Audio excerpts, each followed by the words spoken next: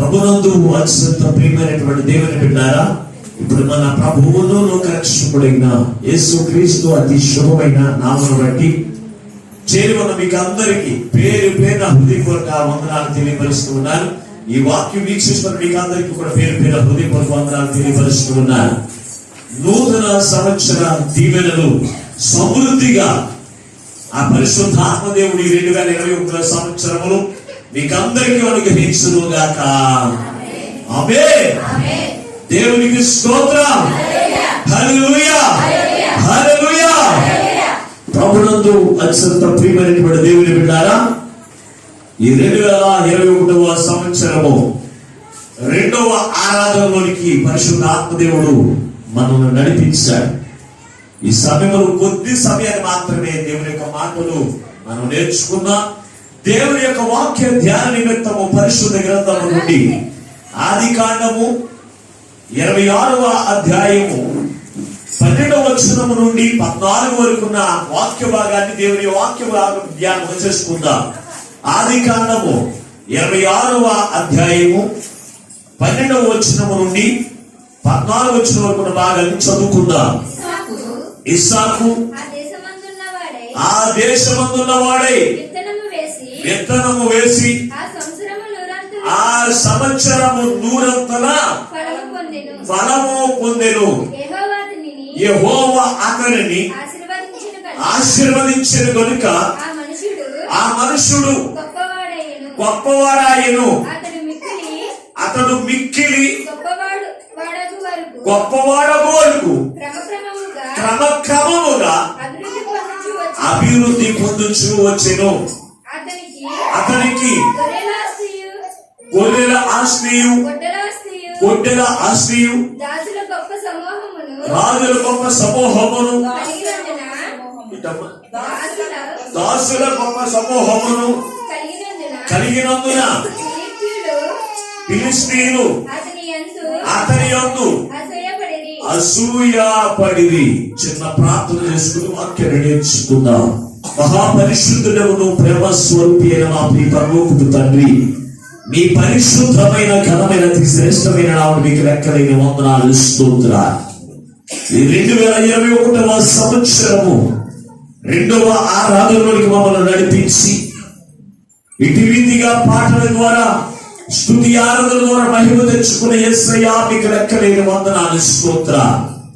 ఇప్పుడు కొద్ది సమయాన్ని వాక్యమును మేము ధ్యానం చేస్తూ ఉండగా మీ పక్షమున నిలబడి దాసుని శిలువ చాటున మరుగుపరిచి 7 ఆత్మశక్తి చేత అభిషేకిని బలపరిచి నీ దాసుని నోట నీ మాట ఉంచి మాతో సూటిగా మాట్లాడుతూ ఉండగా వినగలుగు చెవి, గ్రహించగల మనసు, లోబడి అనుసరించి నడిచేటువంటి మనసు అయ్యా ప్రతి బిడలైన వారికి అనుగ్రహింపజేసి నీ రాకడకు ప్రతి బిడను ఆయుధపరచమని అతి త్వరలో పెండ్లి కుమారుడిగా రానయ్యున్నా యేసు పరిశుద్ధమైన నాడు ప్రార్థించి వేడుకొనుచున్నాము పరమ తండ్రి. ఆమేన్.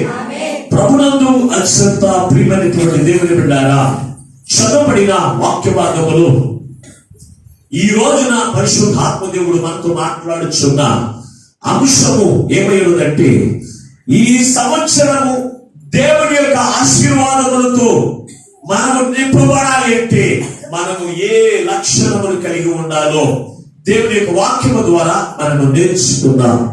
ఈ చదువైన వాక్య భాగములో ఒక వ్యక్తిని గురించి ఇక్కడ వ్రాయబడి ఉంది. అబ్రహాము యొక్క కుమారుడైనటువంటి ఇస్సాకును గురించి పరిశుద్ధాత్మ దేవుడు సెలవిస్తున్నటువంటి మాటలు మనం ఆలోచన చేస్తే, ఇక్కడ ఒక సంవత్సరంలో ఇస్సాకు యొక్క జీవితము ఎలా ఆశీర్వదించబడింది, ఎలా దీవించబడింది అంటే అక్కడ రాశారండి. ఆ సంవత్సరము ఇస్సాకు అతను ఆ దేశమందున్న వాడై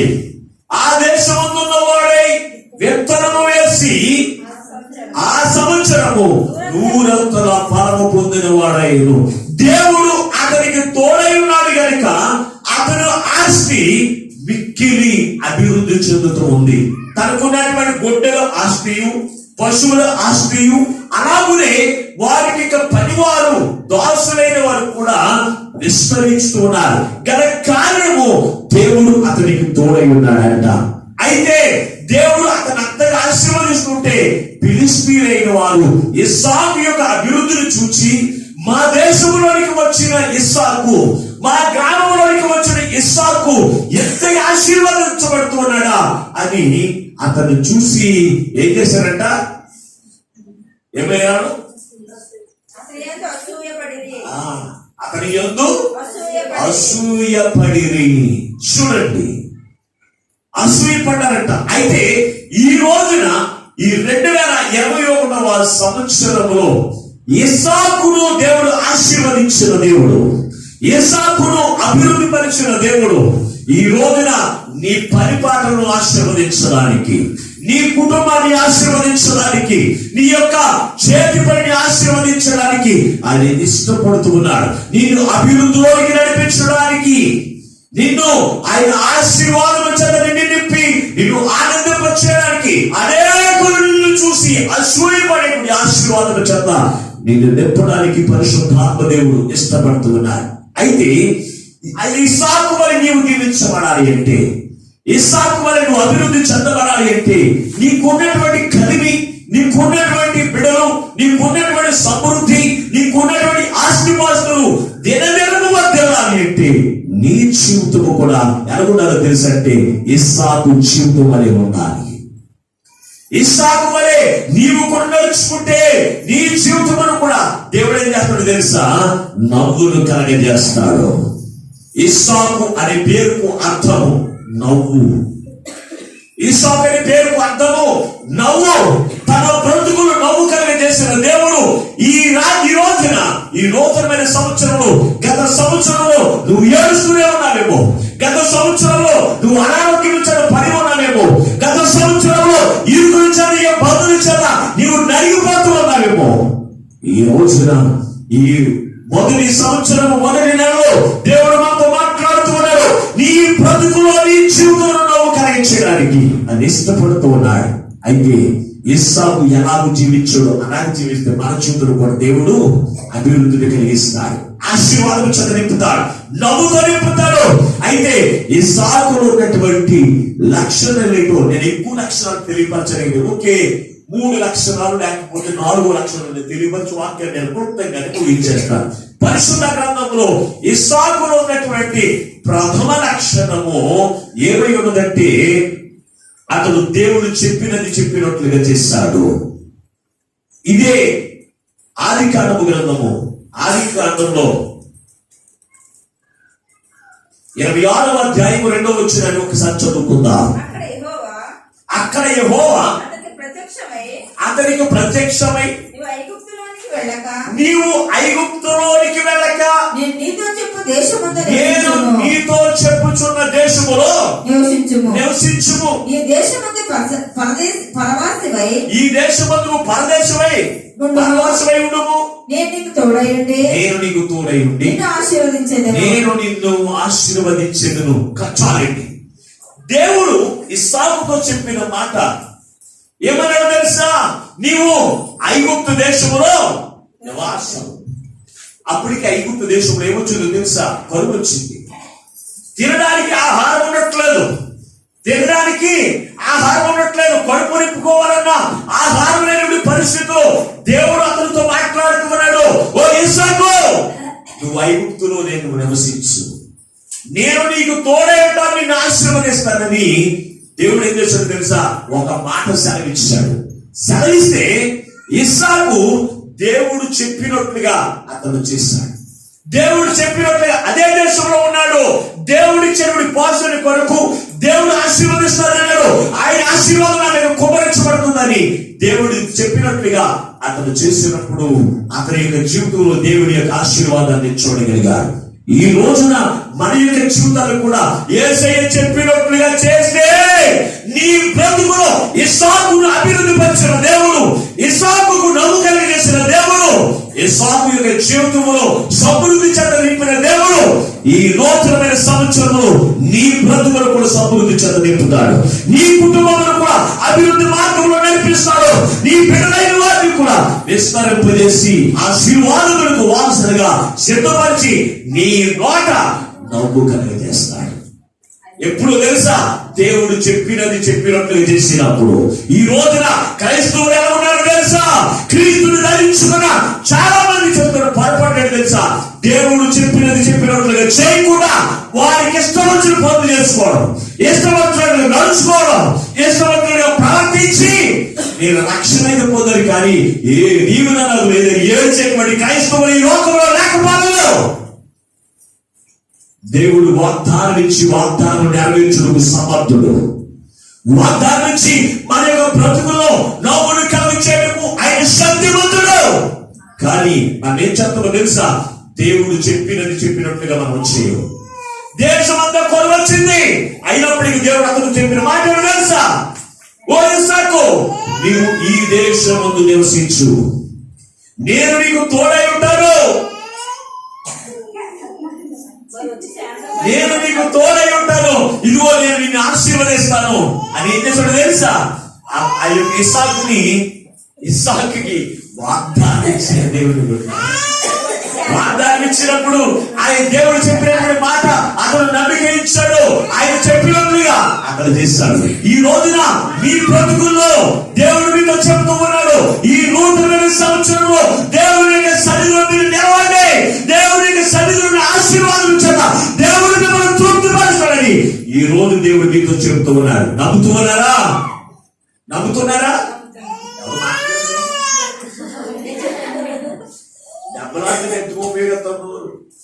దేవుని మాటలకు సమాధానం మాత్రం ఓనంగీకరణతో చెప్పినటువంటి నోటితో సమాధానం చెబుతాం. ఏం చేస్తాం మనం? ఈ రోజు దేవుడు చెప్పిన మాట నమ్ముతూ ఉన్నారా? ఇప్పటికి బుర్రలేకున్నా ఇక నా బుర్ర ఏం చేయాలి ఆగిగా. ప్రభుత్వం దేవుని పెట్టారా? ఏమని మాట్లాడుతున్నాడు ఇస్సాకుతో? కొలువచ్చింది, అయినప్పటికీ నువ్వు భయపడద్దు, నేను నీకు తోడై ఉన్నాను. తోడై ఉన్నవాడు ఎవరు తెలుసా? సర్వాధికారి అయిన దేవుడు. బుద్ధి జ్ఞానములు సర్వ సంపదలు యెహోవా యందు గుప్తములై ఉన్నాయని చెప్పిన మాట ఎవరు తెలుసా? సర్వశక్తివంతుడైన యేసయ్య. నాకు అసాధ్యమైనది ఏమీ లేదు, నేను చెప్పినది చెప్పినట్టు నువ్వు చేయి, నీ కొలువు నేను తీసేస్తానని చెప్పాడు దేవుని బిడ్డ. చెప్పినది చెప్పినట్లుగా ఇస్సాకు చేశాడు కనుక అతని యొక్క జీవితంలో అభివృద్ధి చెందాడు. అతని యొక్క జీవితంలో దినదినము అభివృద్ధి చెందుతూనే ఉన్నాడు. పశువులు పెరిగిపోతూ ఉన్నాయి, విస్తరిస్తూ ఉన్నాయి.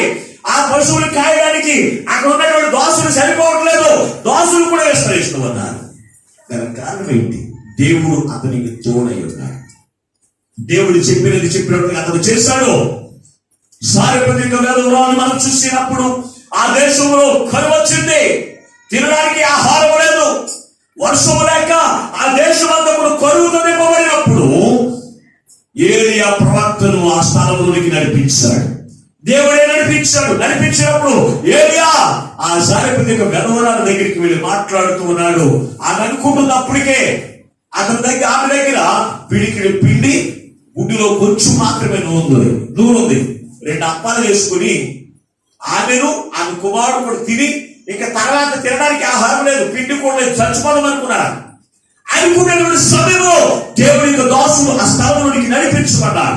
నడిపించబడినప్పుడు దేవుని దోసులు సెలవిస్తూ ఉన్నాడు, ఓ నా కుమార్తె, నీవు మొట్టమొదటిగా నాకు అప్పమేసి తీసినాక. అప్పుడు నీవేమనాలి? మార్కెట్ ఎత్తాక లేక ఏదో ఈ పోటుతో ఈ రొట్టేసుకుని నేను నా కుమారుడు తిని చచ్చిపోదాం అనుకున్నావు, ఈ రొట్టె కూడా నీకు ఇచ్చేది నేనేం తినవు అనలేదు. వచ్చింది ఎవరు? దేవుని యొక్క పక్షంలో ఉన్నటువంటి దేవుని యొక్క ప్రతినిధి, దేవుని యొక్క అభిషేకం పొందినటువంటి దేవుని యొక్క దాసుడు ఆ స్థానంలోకి వచ్చాడు కనుక అయితే ఇక మరి మాట్లాడలేదు.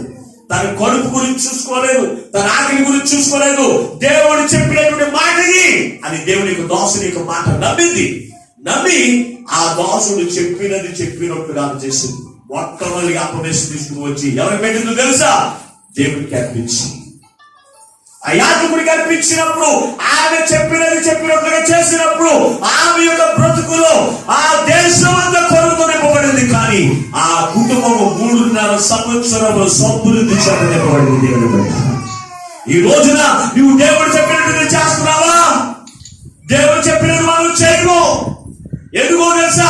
మనం ఆకలితో మండిపోతామేమో, లేకపోతే తినడానికి ఉండదేమో అనుకుంటాము. కానీ దేవుడు చెప్పినది మనం చెప్పినట్లు మనం చేయము. అందుకే మన యొక్క జీవితం అభివృద్ధి ఉండట్లేదు, మన యొక్క జీవితంలో సమృద్ధి ఉండట్లేదు, మన యొక్క కుటుంబాల్లో కూడా ఆనందం మనం చూడలేకపోతున్న కారణం ఏమిటి అంటే ఏంటో తెలుసా? నీ జీవితంలో దేవుడు చెప్పినట్టుగా చేయకపోవడమే. చాలా జాగ్రత్త సుమా.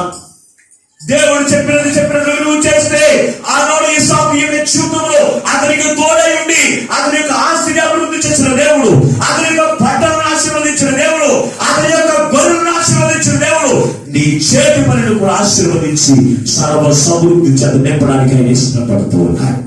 నమ్ముతూ ఉన్నావా? ఆయన చెప్పినది చేస్తూ ఉన్నావా?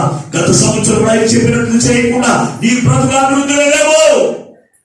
అందుకే ఈ ఉదయకాల సమయంలో దేవుడు నీతో మాట్లాడుతూ ఉండగా ఆయనని చెప్పినట్లుగా మీరు చేయండి, దేవుడి యొక్క ఆశీర్వాదాలను మీరు చూడగలుగుతారు. కారణం ఇందులో మనం చూసినప్పుడు ఒక కుటుంబమును గూర్చి మాట్లాడుతూ ఉన్నాడు యేసయ్య. ఆయన ఒక వివాహంలోకి వెళ్ళినప్పుడు వివాహం యేసయ్య ఆయన కూడా వచ్చారంట. వచ్చినప్పుడు అక్కడ ద్రాక్షారసం అయిపోయింది. ద్రాక్షారసం అయిపోయినప్పుడు నీళ్లు మాత్రమే ఉన్నాయి. అటువంటి సమయంలో కుటుంబం కూడా అవమానపరచబడాలి.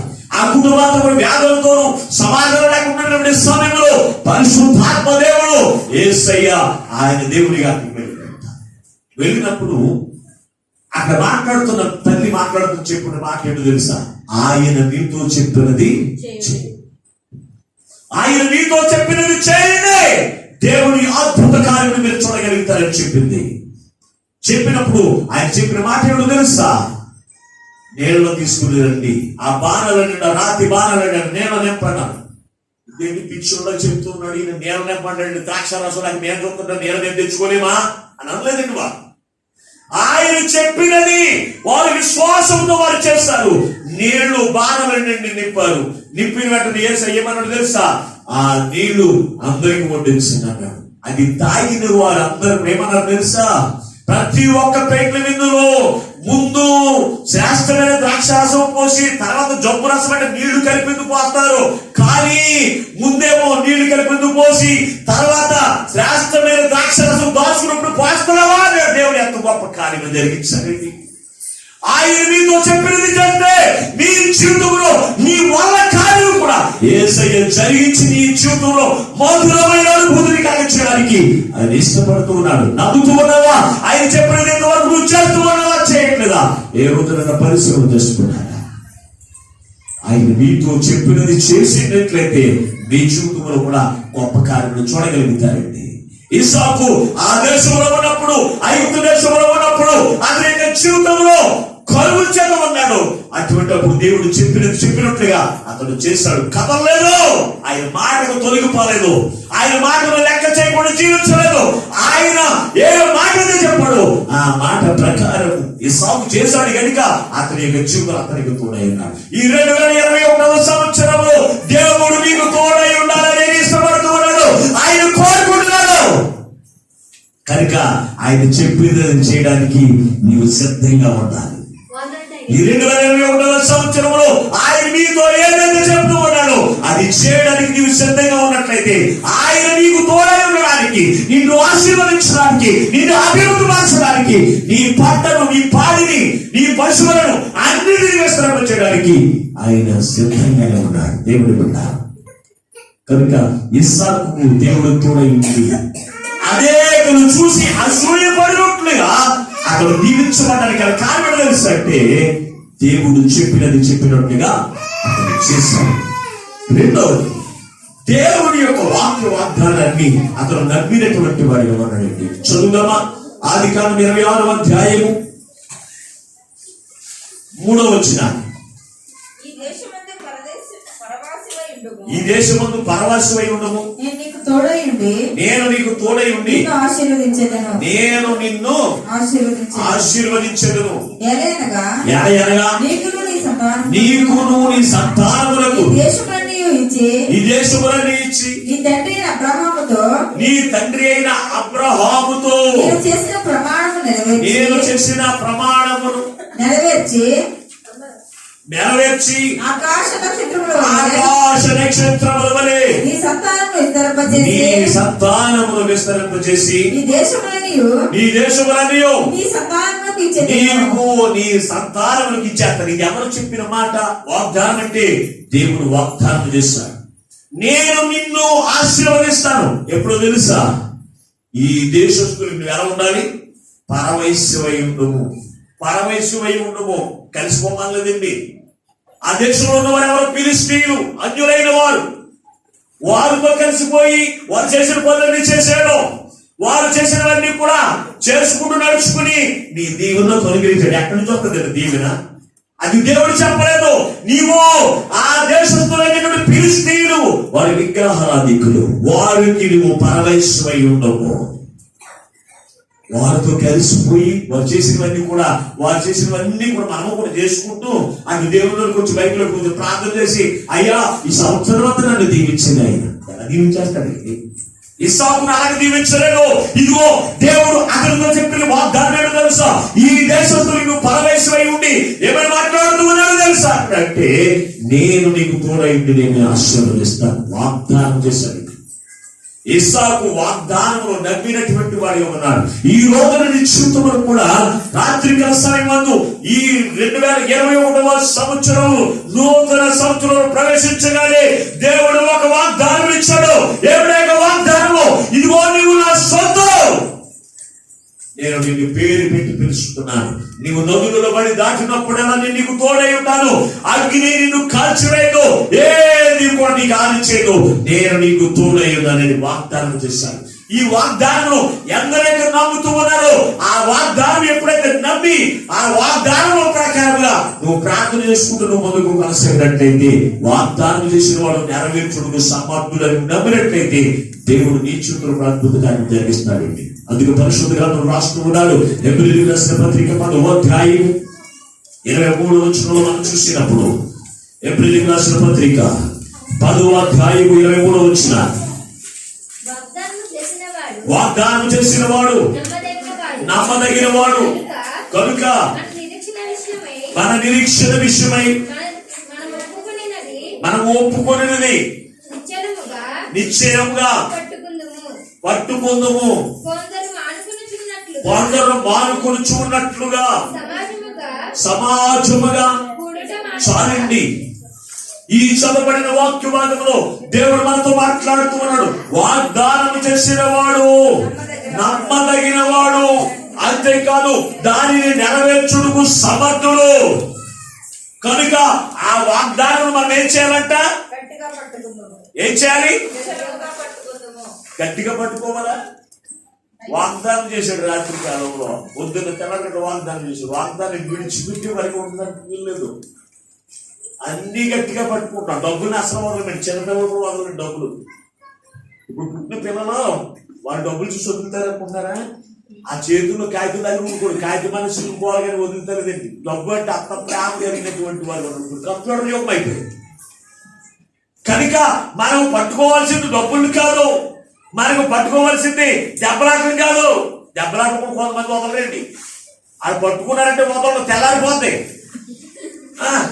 మనం పట్టుకోవాల్సింది దెబ్బలాటలు కాదు, మనం పట్టుకోవాల్సింది పక్క వారిని కాదు. దేవుని పట్టుకోవాలి తెలుసా? దేవుని యొక్క వాగ్దానములు నీవు గట్టిగా పట్టుకుని ప్రార్థన చేయి. నేను నమ్ముతూ ఉన్నాను నీవు ఇచ్చిన వాగ్దానాన్ని. ఈ వాగ్దానం నెరవేర్చుకు సమర్థుడు అయ్యా.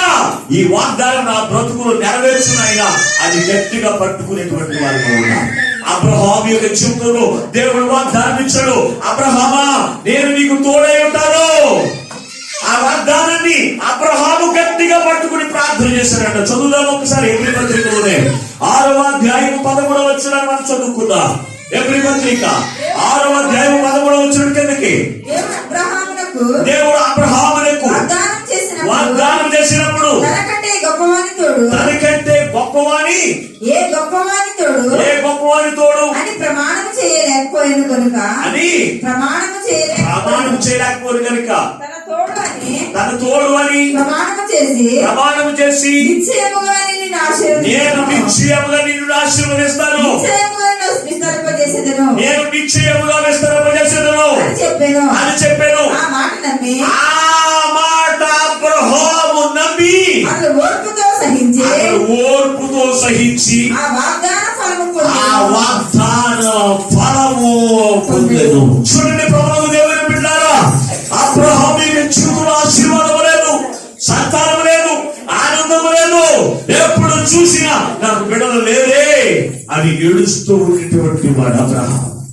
అటువంటి అబ్రహాముకు దేవుడు వాగ్దానం ఇచ్చాడు. ఏంటో తెలుసా? అబ్రహామా, నేను నీకు తోడై ఉంటాను, నేను నిన్ను ఆశీర్వదిస్తాను, నిన్ను నేను అభివృద్ధి పరుస్తాను, నువ్వు భయపడొద్దని వాగ్దానం చేసినప్పుడు అబ్రహాము వాగ్దానాన్ని నమ్మి ఆ వాగ్దానాన్ని గట్టిగా పట్టుకుని ప్రార్థన చేయడం ప్రారంభించాడు. గట్టిగా పట్టుకుని ప్రార్థన చేయడం ప్రారంభించాడు. ప్రార్థన చేసినప్పుడు అతని యొక్క జీవితంలో దాని యొక్క నెరవేర్పు ఎలా ఉందో తెలుసా? చదువుదామా? ఆది కాండములోని 24వ అధ్యాయము 34వ వచనం మనం చదువుకుందాం. ఆది కాండము 24వ అధ్యాయము 34వ వచనం 35వ వచనాన్ని చదువుకుందాం. అంతటా ఇట్లనెను, నేను అబ్రహాము దాసుడను, యెహోవా నా యజమానుని బహుగా ఆశీర్వదించెను కనుక అతను గొప్పవాడాయను. అతను గొర్రెలను, గొడ్లను, వెండి బంగారములను, దాసీలను, ఒంటెలను, గాడిదలను దయచేసెను. తన యజమాని యొక్క భార్య అయిన శారా వృద్ధాప్యములో నా యజమానుడికి కుమారుని కనెను. నా యజమానుడు తనకు కలిగినది యావత్తును అతనికి ఇచ్చి ఉన్నాడు. చాలండి దేవుని బిడ్డ. అబ్రహాము దేవుని యొక్క వాగ్దానం చేతముచ్చుకుని ప్రార్థన చేస్తూ మొదలు పెట్టాడట. వాగ్దానం పుచ్చుకుని ప్రార్థన చేస్తూ దేవుని యొక్క వాగ్దానం ఫలము కొరకు ప్రార్థన చేయడం ప్రారంభించినప్పుడు దేవుడంట అతనికి తోడై ఉండి అతనికి సమస్తమును కూడా దయచేశాడు. నా యజమానికి కలిగినది యావత్తు దేవుడు అతనికి దయచేశాడు. దేవుడి లోకములో ఎవరికి ఏది దయచేస్తే అది మాత్రమే పొందుకుంటారు. ఈ రోజు మనం అనుకుంటూ ఉంటాం, మనమే సంపాదించుకుందాం అనుకుంటామండి, మనమే దీవించుకుందాం అనుకుంటున్నారు. దేవుని బిడ్డలారా, నువ్వు ఎంత కష్టపడి 24 గంటలు పనిచేసినా దేవుని యొక్క ఆశీర్వాదం నీకు లేకపోతే, దేవుని యొక్క తోడు నీ చూపులో లేకపోతే నీవు అభివృద్ధి చెందవు. నువ్వు నెలకి ₹1,00,000 సంపాదించుకోవచ్చు, లేకపోతే నెలకి 50,000 సంపాదించుకోవచ్చు. దేవుని యొక్క తోడు నీకు లేకపోతే నీ బ్రతుకులో అభివృద్ధి ఉండదు. నీ బ్రతుకులో ఆశీర్వాదము చూడలేవు. గొర్రెలే కావచ్చు, వెండే కావచ్చు, బంగారమే కావచ్చు, సమృద్ధే కావచ్చు, నా యజమానునికి కలిగిన యావత్తు దేవుడు అతనికి ఇచ్చేను అని మాట్లాడుకో. ఎందుకో తెలుసా? దేవుడు అబ్రహాముకి గొర్రెలను, పిల్లలను, వెండిని, బంగారము అన్నిటిని ఇవ్వడానికి కారణం తెలుసా అంటే అతడు దేవుని యొక్క వాగ్దానాన్ని గట్టిగా పట్టుకున్నాడు. ఈ రోజున నీ జీవితంలో కూడా దేవుని యొక్క వాగ్దానములు గట్టిగా పట్టుకుని దేవుని యొక్క వాగ్దానములు ఆ వాగ్దానం యొక్క ఫలము కొరకు నీవు ప్రార్థన చేస్తూ ఉన్నట్లయితే నీ జీవితంలో కూడా దాని నెరవేర్పు ఫలాన్ని నువ్వు చూడగలుగుతావు. దాని నెరవేర్పు యొక్క ఫలాన్ని నువ్వు చూడగలుగుతావు. ఎప్పుడో తెలుసా? వాగ్దానాన్ని గట్టిగా పట్టుకున్నప్పుడు. నమ్ముతూ ఉన్నవా? దేవుడు ఈ రోజున వాగ్దానం ఇచ్చాడు. ఆ వాగ్దానం నెరవేర్పు కొరకు నేను ఎదురు చూస్తూ ఉన్నాను. ఆ వాగ్దానం యొక్క ఫలము కొరకు ఈ సంవత్సరంలో ఈ వాగ్దానం యొక్క ఫలమైన పొందుకున్నాను. నమ్ముతూ ఉన్నావా? ఆలోచన చేయండి. ఎప్పుడు చూసినా వెండి కావాలి, బంగారం కావాలి, పొలాలు కావాలి, పొట్టలు కావాలి, ఇల్లు కావాలి, పొలాలు కావాలి. ఎప్పుడు చూసినా ఆలోచన చేస్తున్నాం. దేవుడు నీ జీవితంలో తోడు లేకపోతే, దేవుడు నీకు ఇవ్వకపోతే నువ్వేది మాత్రం నువ్వు పొందుకోలేవు. అందుకే ఎలియాజరు తన యజమానుడి గురించి మాట్లాడుతూ ఉన్నాడు. ఇదిగో నా యజమానుడికి దేవుడు తోడై ఉండి అతనికి వెండియు, బంగారమును, గొర్రెలను, గొడ్డలను, పశువులను, వెండి, బంగారం అన్ని ఇచ్చాడు. ఆ నా యజమానికి ఇచ్చినవన్నీ కూడా దేవుడు ఆ నా యజమానికి ఇచ్చాడు. ఎప్పుడు తెలుసా? అబ్రహాము దేవుని వాగ్దానాన్ని గట్టిగా పట్టుకున్నాడు. ఇస్సాకు కూడా తన కుమారుడు ఇస్సాకు నేర్పించాడు కనుక దేవుని యొక్క వాగ్దానాన్ని గట్టిగా పట్టుకుని ప్రార్థించాడు. ప్రార్థించేటువంటి వాడిగా ఇస్సాకు ఉన్నాడు కనుక ఆ వాగ్దానం విడిచిపెట్టలేదు కనుక అతని యొక్క జీవితంలో కూడా వాగ్దానం యొక్క ఫలాలు ఉందో తెలుసా? అతనికి గొర్రెలు విస్తరించినట్ట, అతనికి దోసలు విస్తరించాడట, అతనికి కలిగిందంతా కూడా దినదినమే వర్ధిల్లిపోతూ ఉంటే ఫిలిష్తీయులందరూ కూడా చూసి అసూయ పడిపోయారట. ఈ రోజున దేవుని వాగ్దానం పట్టుకుని ప్రార్థన చేసిన వారిని దేవుడు తప్పనిసరిగా దీవిస్తాడు. దీవించినప్పుడు వారిని చూసి మనం అసూయపడము కాదు, వారిని చూసి ఏడవడం కాదు, మనము కూడా వాగ్దానం గట్టిగా పట్టుకోవడం నేర్చుకోవాలి. ఇదిగో పలానా కుమార్తె పలానా కుమారుడు వాగ్దానం గట్టిగా పట్టుకుని ప్రార్థించి వారు దీవించబడ్డారు.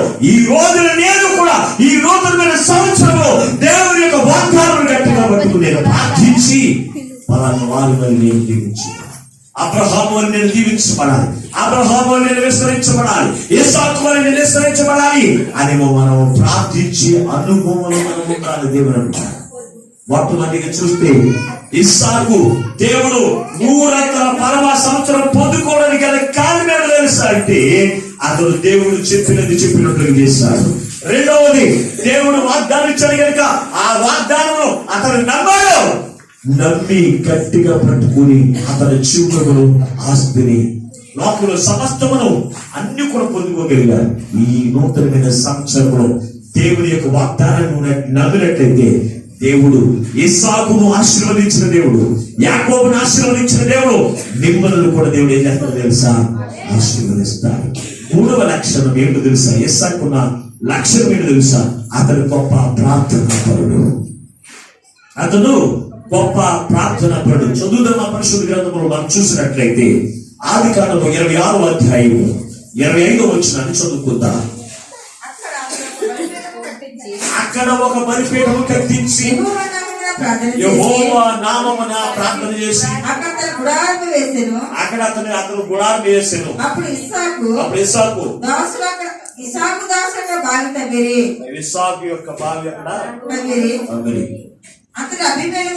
చాలండి. అక్కడ ఇస్సాకు ఏ స్థలములోనికి వెళ్ళినా, ఏ గ్రామములోనికి వెళ్ళినా, ఏ ప్రదేశములోనికి వెళ్ళినా ముందు అతను కోరుకునేది తెలుసా? ప్రార్థనా స్థలం. నేను ప్రార్థించడానికి నాకు స్థలం కావాలి. మనమే కోరుకుంటామో తెలుసా? ఇల్లు మారబట్టే పడుకోవడానికి మంచి పెద్ద ఉంటుంది. వంట చేసుకోవడం చూసేవాడు ఆడవాళ్ళంతా చేసే పని ఏంటి తెలుసా? ప్రార్థనా పనులు చేసే పని ఏంటి తెలుసు? ఇప్పుడు ఉన్నవాడు మంచి కిచెన్ రూమ్ ఉందా లేదు, ఇది చూసుకుంటాడు. కిచెన్ రూమ్ బాగోవాలి మనకి, లేకపోతే మనకు నచ్చం. ఒకవేళ ప్రార్థన కదా దాన్ని ప్రార్థన చేసుకునే అలవాటు ఉండదు, అక్కడ ప్రార్థన చేసుకునే ఆలోచన కూడా మనకు ఉండదు. మనం ఎప్పుడు కూడా పడుకోవడానికి మంచి స్థలం ఉందా అంటే నిద్రపోవడానికి, టీవీ పెట్టుకుని చూసుకోవడానికి అనుకూలంగా ఉందా లేదా, వంట చేసుకుని ఏపుకుని తినడానికి కిచెన్ బాగుందా లేదా, లేకపోతే ఏమైనా కిచెన్ బాగాలేదు, బెడ్రూమ్ బాగున్నా కిచెన్ బాగోకపోతే ఏమైనా దానికి ఇల్లు కట్టినప్పుడు మొట్టమొదటి ఏమంటారో తెలుసా? తాపి మేస్త్రి దగ్గరికి వెళ్ళి స్త్రీలైన వారు యజమానులు ఏమో గృహం గురించి మాట్లాడుతుంటే స్త్రీలైన వారు ఏమంటారు? కిచెన్ గురించి మాట్లాడతారు.